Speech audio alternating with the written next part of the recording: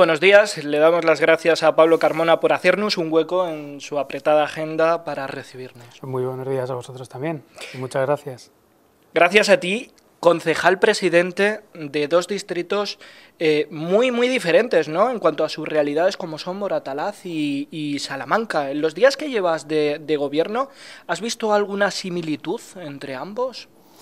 Bueno, hay cosas que se pueden parecer, ¿no? Por ejemplo, son dos distritos que tienen bastante población mayor y eso también hace que dentro de la labor de los servicios sociales, por ejemplo, pues haya cuestiones que son parecidas, ¿no? Quizá la diferencia es que en el distrito de Moratalaz hay, si quieres, mucha más participación de gente mayor, porque también hay muchos más recursos y muchos más centros de mayores, espacios de mayores, y en el distrito de Salamanca pues esa forma de participación es distinta, ¿no? Es de otra manera, también hay menos espacios y bueno, pero quizá es una de las características que son similares en ambos.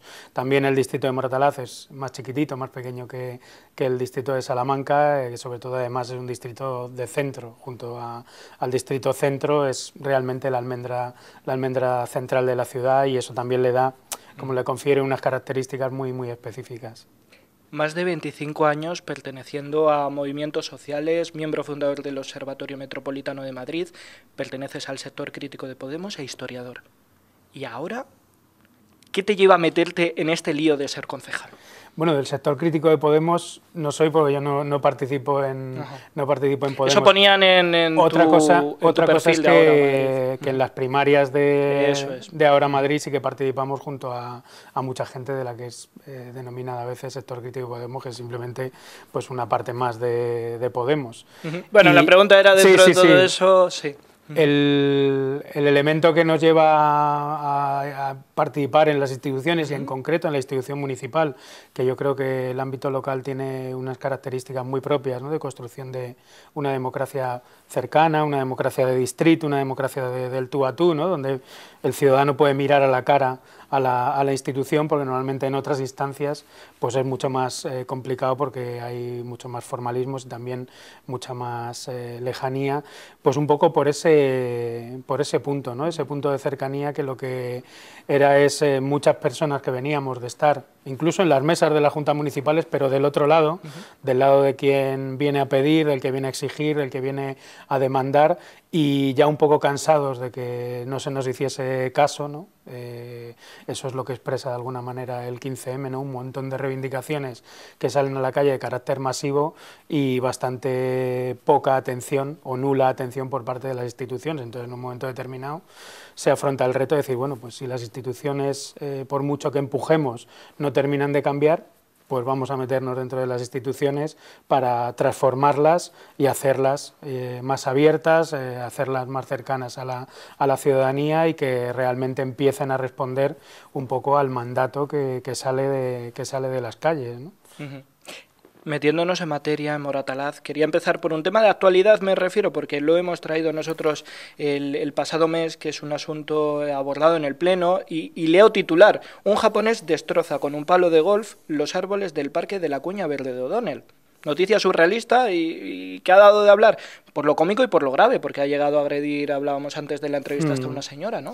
Es un tema grave y complejo, es decir, porque si fuese un caso de delincuencia, por decirlo así, que afrontas desde un punto de vista más policial, pero claro, hay un problema de salud mental, hay un problema también pues del propio señor que no responde muchas veces a sus actos, y que realmente es un problema en el que tienen que intervenir, y ya están interviniendo, tanto servicios sociales como el ámbito policial, porque claro, evidentemente no puedes permitir que una persona de esas características estén destrozando los árboles. Empezó por los pinos, ahora va por las encinas, que además es un árbol protegido y que además atemoriza al vecindario, pero claro, a la vez no es una persona a la que puedas aplicarle como todo el peso de la ley en el sentido de encarcelarlo, sino que hay que realmente buscar una solución que conjugue la protección de los vecinos y también el comprender de alguna manera que la situación es una situación que pasa por un problema de salud mental. justo ahora mismo se está haciendo seguimiento día a día del caso, precisamente para intentar enfocarlo desde el ámbito social y también desde el ámbito policial. En los árboles del distrito existe otro mal endémico, que es la plaga de la galeruca. ¿Cómo se puede actuar contra esto? Porque puede llegar el verano y otra vez reproducirse. Es una plaga que está ya asentada en el distrito. Va a ser muy complicado el erradicarla totalmente. Parece que una parte del problema, por lo que estuvimos viendo, pedimos un informe nada más llegar, porque bueno, es una de las demandas más importantes del distrito. Nada más llegar, hicimos una asamblea con vecinos en la que participaron como 350 personas. Pues por decirte, si hubo 50 o 60 preguntas de vecinos, a lo mejor 8 o 10 iban relacionadas de alguna manera con el tema de la galeruca, o sea que es una preocupación fuerte. Entonces pedimos ese informe retrospectivo de qué había sucedido en los últimos años, y lo que nos daban los datos, por un lado, que es una plaga y eso significa que es difícil erradicarla, y por otro lado que los sistemas de fumigación que se habían utilizado, sobre todo en el año 2014, no fueron los sistemáticos que deberían ser para afrontar la plaga de aquel año, con lo cual a partir de 2014, es algo que los vecinos notaron mucho, creció la plaga y sobre todo estalló en este verano pasado del 2015. Lo que hicimos fue un plan especial de fumigación en finales de julio y agosto del año pasado, y ya en octubre, a principios de diciembre convocamos una asamblea vecinal con un punto específico sobre el punto de la galeruca, que vamos a intentar abordar por dos canales: buscar nuevos métodos de fumigación, por un lado, incluidos métodos que son bastante más caros de los que se están utilizando, pero también bastante más efectivos, sobre todo un punto muy importante en Moratalaz que tiene que ver con la fumigación de zonas privadas y de interbloques, porque lo que estaba sucediendo hasta ahora es que solo se fumigaban las zonas municipales, pero claro, hay olmos, porque es una plaga que afecta al olmo, hay olmos tanto en zonas privadas que deberían fumigar los propios vecinos y en zonas interbloques que, como bien saben todos los vecinos y vecinas de Moratalaz, no pertenecen a nadie porque fueron en su día de la constructora Urbis y quedaron ahí como tierra de nadie. Pues este año desde el Ayuntamiento sí que vamos a hacer una fumigación sistemática que incluye además los interbloques y las zonas privadas, precisamente para ser lo más precisos posibles, y desde mayo, que es cuando hay que empezar a actuar, tener ya un plan de fumigación y a ver qué tal funciona, pero evidentemente es un tema harto complicado.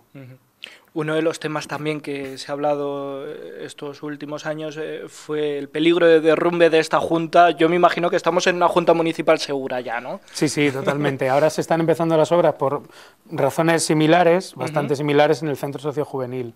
Es porque... ¿Y cómo van? Bien, va a estar cerrado 4 meses, se van a desplazar las actividades, se van a repartir entre servicios sociales y esta junta de distrito, y el problema que tiene toda esta zona es que el suelo es de arcillas expansivas, que se llaman, que hacen que a veces, si no están bien asentados los edificios, un buen pilotaje, unos buenos cimientos, pues se corre el riesgo de pequeños desplazamientos. Entonces lo que hay que hacer es afianzar el asentamiento, y ya de paso se va a hacer intervención para que el edificio del centro sociojuvenil esté a pleno rendimiento, pues allá por el mes de abril. La MVS recibió un premio en este distrito por la rehabilitación energética en encomienda de palacios. ¿Habría que premiar la gestión de la MVS en los últimos años tras la venta de algunas de viviendas, por ejemplo, no sé en concreto ahora en este distrito, que se han vendido a fondos buitre? Y te hablo porque tú has sido miembro de la plataforma de afectados por la hipoteca, ¿no? ¿Cómo lo has visto?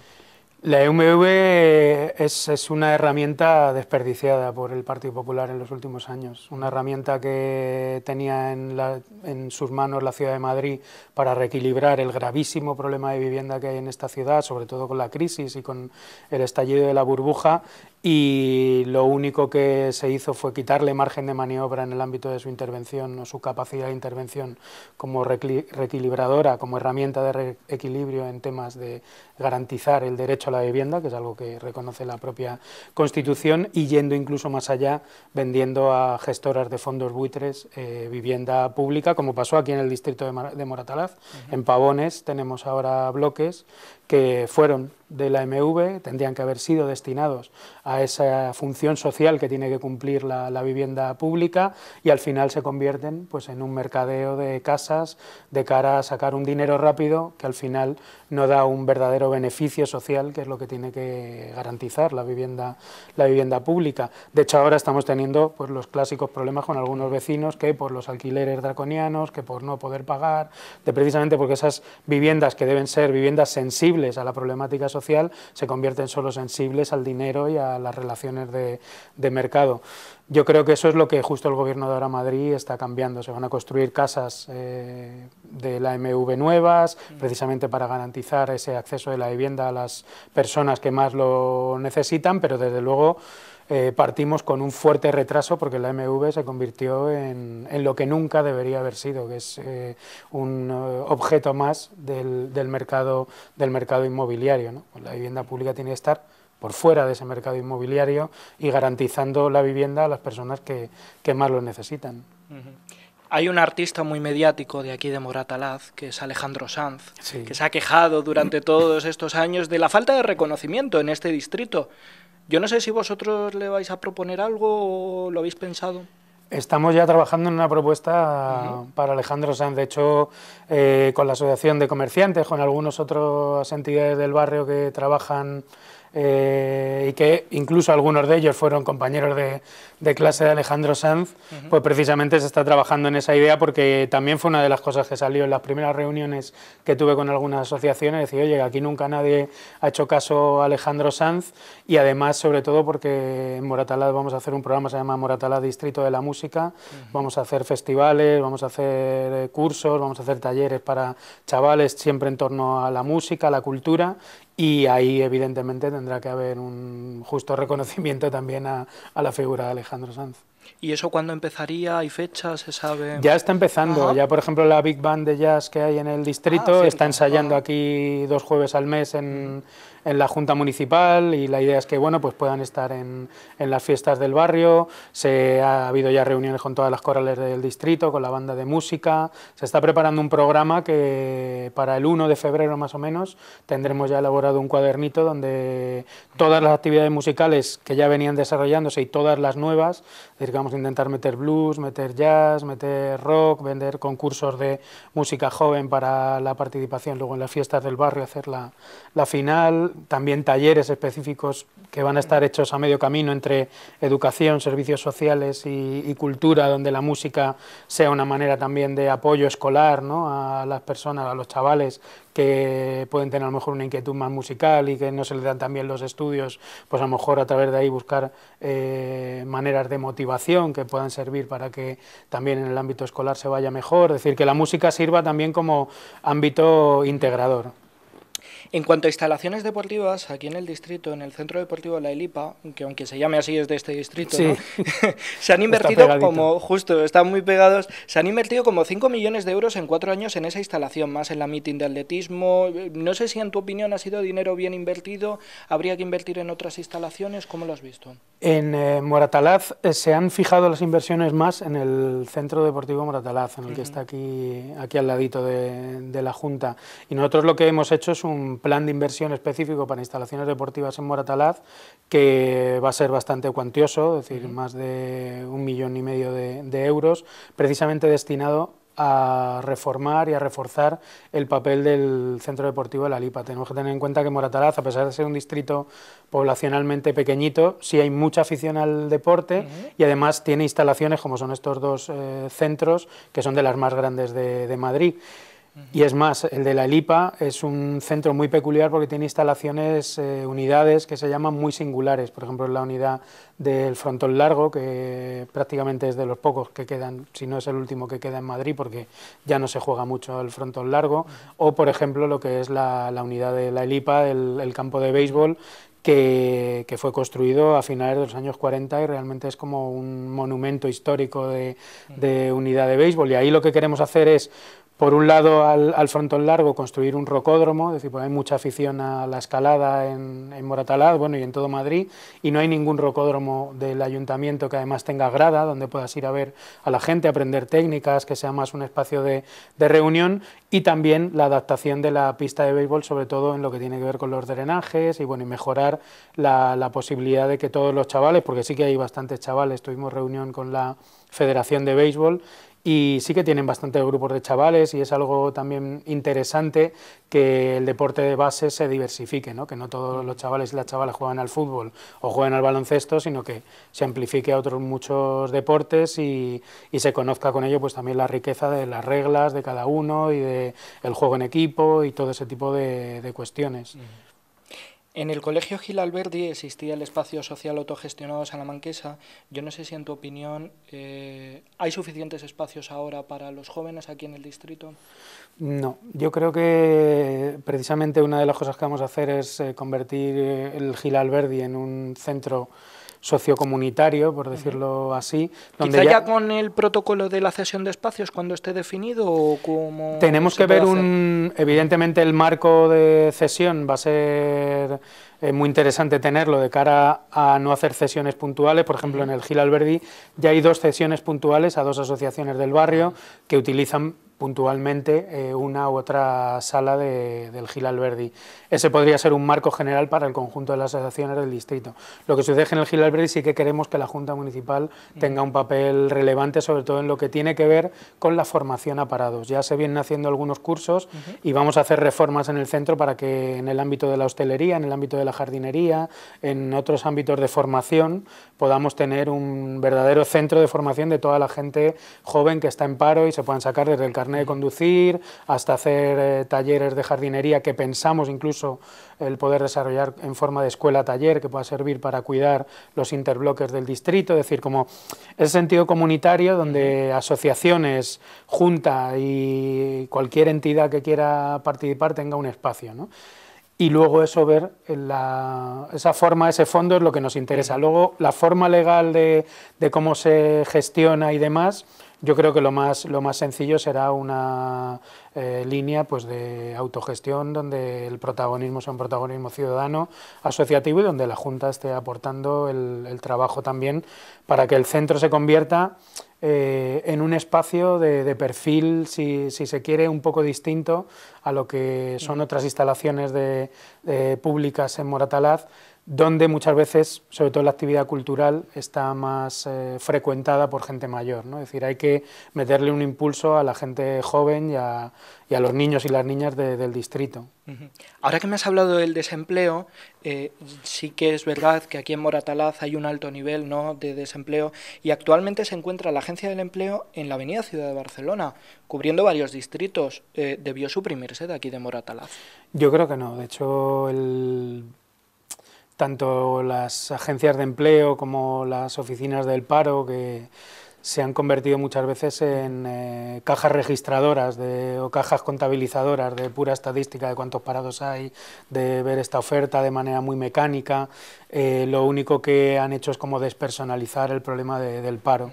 Es decir, la cuestión del paro es un asunto muy serio y todas las redes públicas, privadas o de colaboración con entidades que haya, como ya sucede, por ejemplo, la Federación de Vecinos o aquí alguna asociación que está en las redes de empleo, tienen que devolver cercanía a la relación entre la institución y las personas que están en paro. Yo creo que haya un nivel local, distrital, que aborde la cuestión del paro, con talleres, con formación, como te estaba diciendo antes, con información, con conexión entre las empresas y quien hace una demanda de empleo, es fundamental. Decir, pero es un ejemplo más de cómo las administraciones se han separado de la realidad de las personas y se han ido como encastillando en instituciones que pasan esas cosas tan curiosas como que tu agencia de empleo está 3 distritos más allá o como sucede en Salamanca, si luego lo hablamos, que el Centro Madrid Salud del distrito de Salamanca está ubicado en Puente de Vallecas. Es decir, que es un sinsentido querer tener una medicina o una atención sanitaria o información sanitaria de cercanía y tener tu oficina, tu espacio donde eso se puede desarrollar 2 distritos más allá, muchísimo más lejos que cualquier otra cosa, ¿no? Ya que has tratado este tema sanitario en el barrio de Salamanca, nos vamos al barrio de Salamanca y enlazo con una cosa que pasó aquí también, que es el asunto de la seguridad. El año pasado asesinaron a una comerciante china y también hay como una especie de falta de seguridad, o se ven así, en la Milla de Oro, ¿no? Famosa por los butrones y por los alunizajes que hacen allí.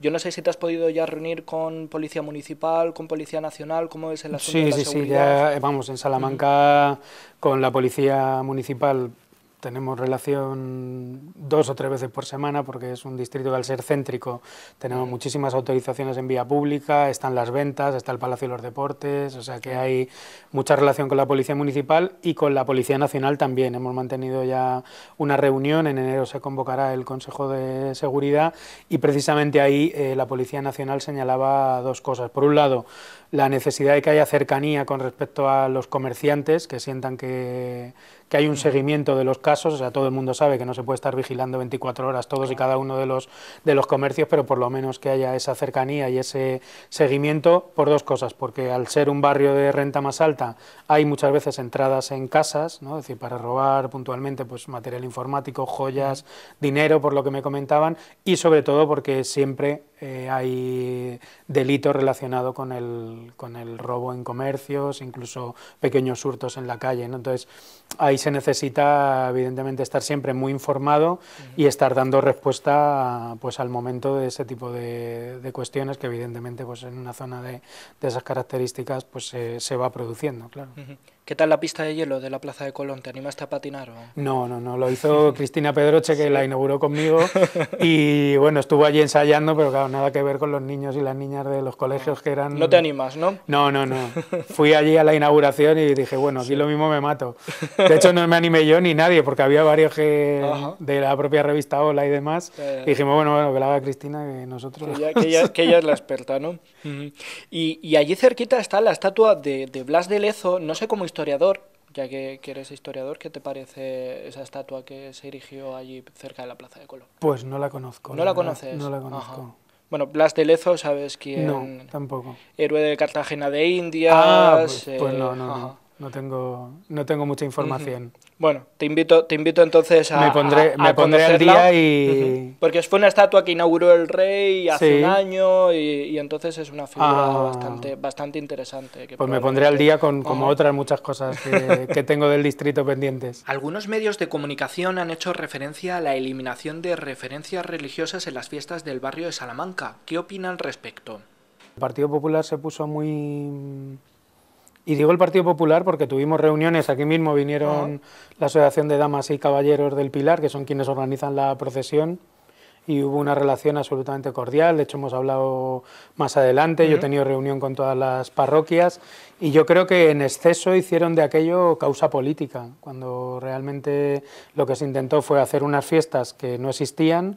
Es decir, yo cuando llegué a la Junta el presupuesto de las fiestas del distrito eran 0 euros lo que había presupuestado, entonces habilitamos 17.000 euros, hacer un pequeño contrato para hacer esas fiestas, y yo consideré que si eran unas fiestas que impulsaba una institución pública, como sabéis la Constitución define que las instituciones son aconfesionales e incluso el Tribunal Constitucional va más allá y habla de laicidad y de neutralidad, muy importante ese término de la neutralidad de las instituciones, pues consideré decir, bueno, pues que se hagan las fiestas religiosas por un lado, en las que nos volcamos, tuvimos reuniones, yo estuve hablando tanto con los párrocos como con la Asociación de Caballeros y Damas, de la Junta Municipal fue una de mis asesoras a la ofrenda, hicimos una ofrenda floral que nos invitaron y estuvimos presentes, y al no haber ningún problema en eso, a la semana siguiente nos sorprendió que de repente hubiese causa política en torno a las fiestas, en el sentido de que eran unas fiestas que no se iban a producir porque no había dinero para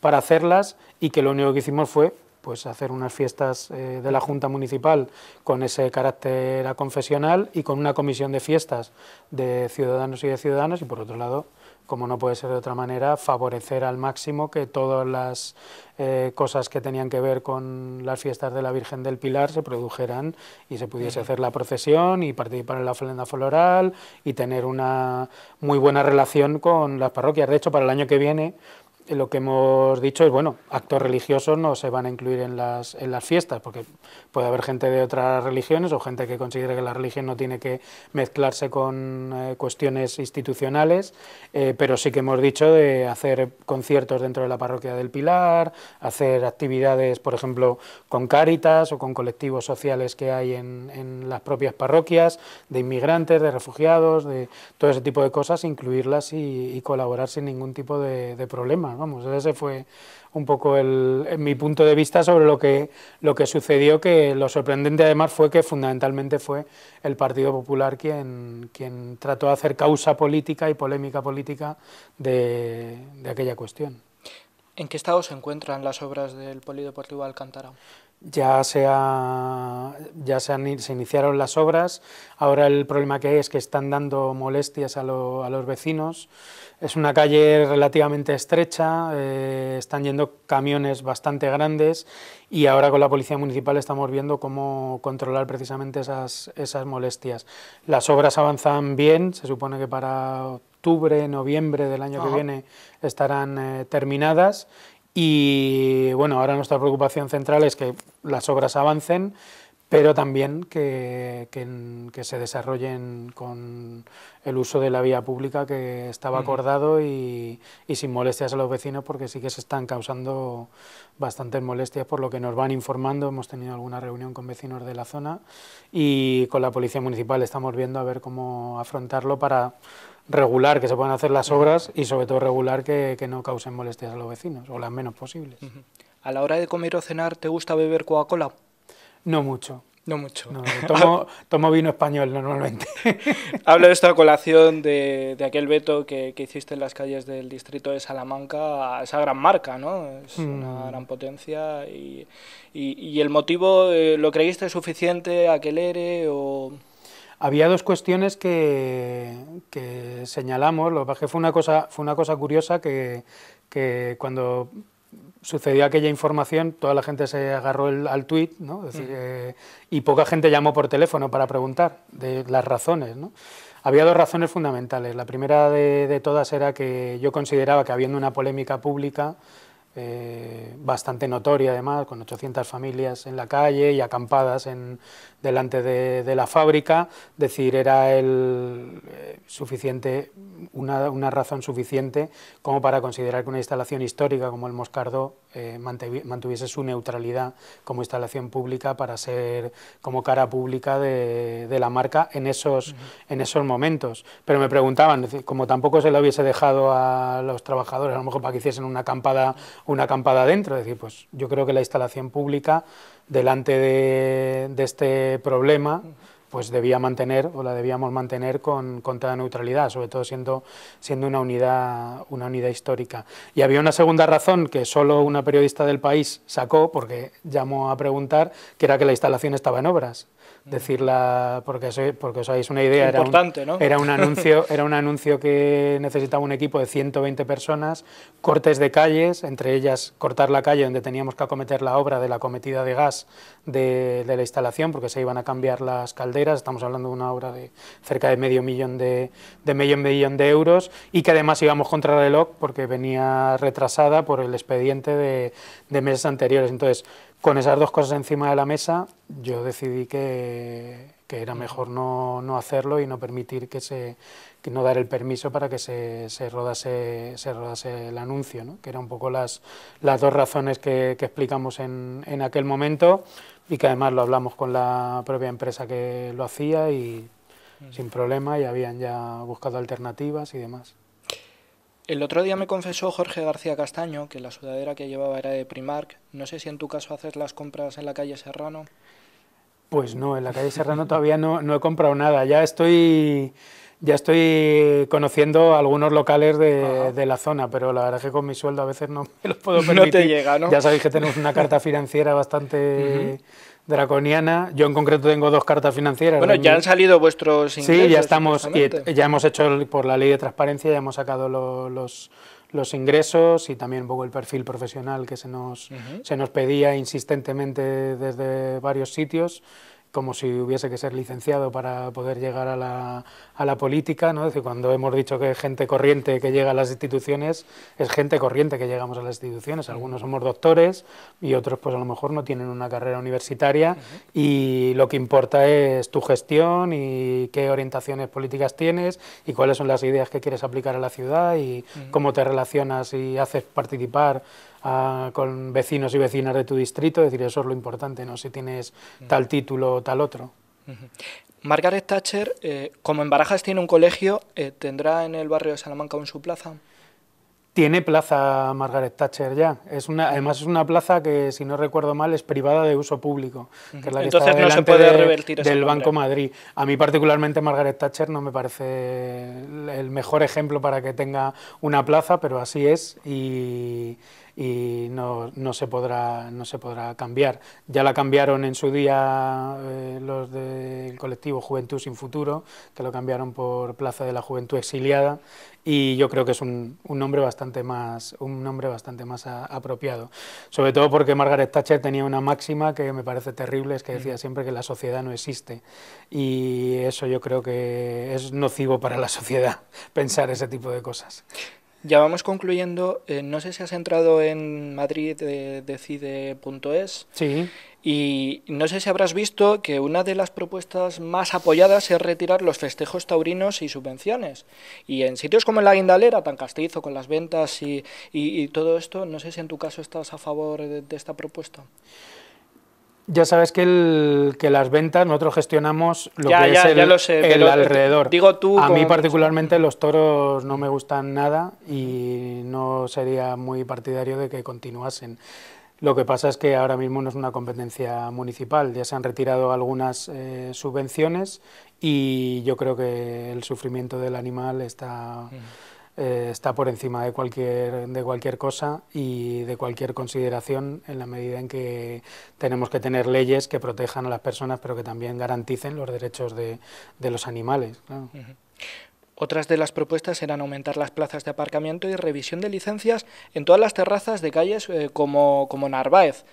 Dicen, dado que todo el barrio está totalmente infestado. No sé cuál es tu opinión. El tema de las terrazas en el distrito de Salamanca, como sabéis, también ha sido polémico, curiosamente. Sí, por lo del Ramsés. Por lo del Ramsés, que sí, ya tuvimos, no sé si estuvisteis en el pleno, ya tuvimos la discusión con el Partido Popular, que curiosamente fue el único partido que se puso con la pancarta delante del bar Ramsés, cuando lo que estamos haciendo es ejecutar un expediente que venía del gobierno del Partido Popular y que más tarde ellos mismos reconocieron que tenían que haber hecho ellos. Lo que ha servido, por ejemplo, el levantamiento de estas terrazas ha sido para que todas ellas estén ya en proceso de regularización, es decir, y muchas otras que se han dado cuenta de decir, bueno, vamos a cumplir, es decir, pues estábamos hablando, que eso era algo que hablábamos también con el Partido Popular, es decir, claro, es que estamos fijándonos y poniendo el grito en el cielo por el 2% de las terrazas del distrito y el 80 y pico por ciento, prácticamente el 90% de las que cumplen perfectamente todas las condiciones, pagan sus tasas y sus tributos y demás, a esas no les damos ninguna publicidad ni nadie se acuerda de ellas, ¿no? Es decir, que realmente estamos hablando de más de 400 terrazas, de las cuales 300 y pico están en regla, ¿no? Y por lo tanto yo creo que es lógico que desde la Junta Municipal se intente regularizar, ayudar a que todo el mundo tenga su licencia, pero siempre que se cumplan los requisitos de las mismas, requisitos que son, por ejemplo, que son cosas serias, como tener el seguro de incendios, seguros de responsabilidad civil, que hay terrazas que no las tenían, o por ejemplo que el propio local tenga, el local al que pertenece la terraza tenga licencia, que hay locales que no tienen licencia y ya han puesto la terraza, o por ejemplo una cosa bastante seria, pues que los locales para tener su terraza estén al día de sus impuestos, que también sucede que algunos no estaban pagando los impuestos, entonces son elementos que por mucho que tú quieras, si no se cumplen, no puedes conceder la licencia, porque estarías prevaricando, por decirlo así.